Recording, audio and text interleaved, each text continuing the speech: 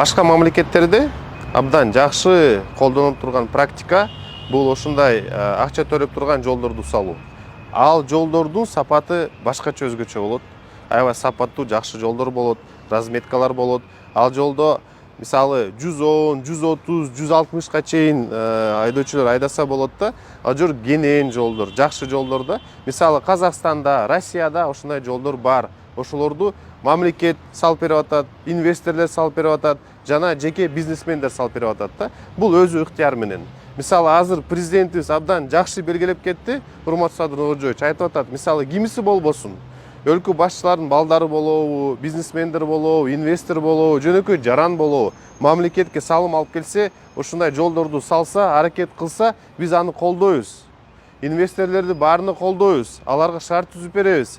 Мамлекет өзү кепилдик болуп атат да. Ошол үчүн менин оюмча бул абдан жакшы көрүнүш да. Бизде азыр мына өзүңөр белгилүү болгондой, мисалы өзгөн айланма жолу боюнча маселелер болуп атат. Анткени мындай айткандай, бул жерде бир эле маселе болуп атат да. Биз караган жокпуз да. Ким биз карашыбыз керек. Ким салып атат, кандай салып атат, же башка маселени карабайлы, саясатка аралашпайлы, бул экономика жагынан ошол жерде жашаган биздин жашоочуларыбызга, жалпы кыргызстандыктарга бул абдан жакшы. Анткени мисалы бул жолду салдыбы, жол сапаты жакшы жол турабы, тура эмеспи? Ошол үчүн менин оюмча биз ошону баарыбыз мындай айтканда колдошубуз керек да. Бул биринчи маселе. Экинчи маселе, кимиси болбосун.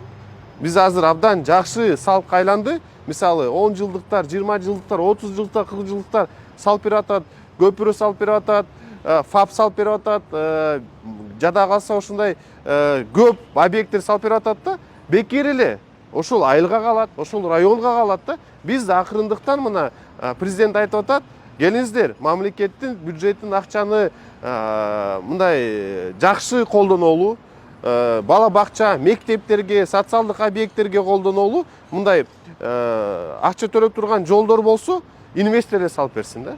Бирок бул жерде бир эле маселе бар.